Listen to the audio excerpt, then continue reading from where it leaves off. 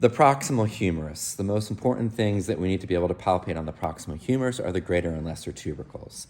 If you take your hand and you simply put it over the anterior aspect of the humerus, and then you take the patient's arm and you externally and internally rotate it, then you'll notice that the greater and lesser tubercles will come in and out of your hand.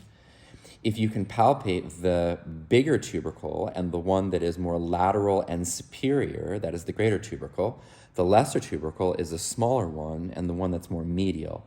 In between is the intertubercular groove, which is also the bicipital groove, because that's where the long head of the bicep inserts up into the superior aspect of the labrum.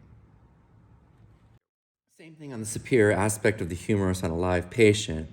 If you put your fingers over the proximal aspect of the humerus anteriorly, and then take the patient's arm and move it into external and internal rotation, the greater and lesser tubercles will pop in and out underneath your fingers.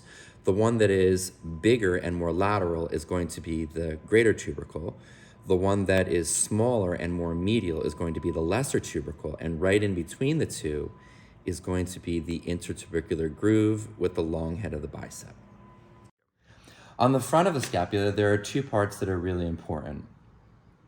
There's two parts that jet out, the top of which is the acromion process, and the bottom of which is the coracoid process. We can locate the same things on a live patient by coming to the head of the humerus, going a little bit medially, and we can find the acromion process.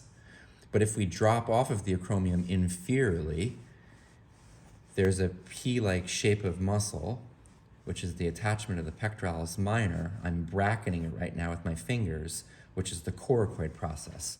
Your hand on the patient's shoulder. If you come just medial of your thumb, it'll bring you to the very same location. Acromion, coracoid process.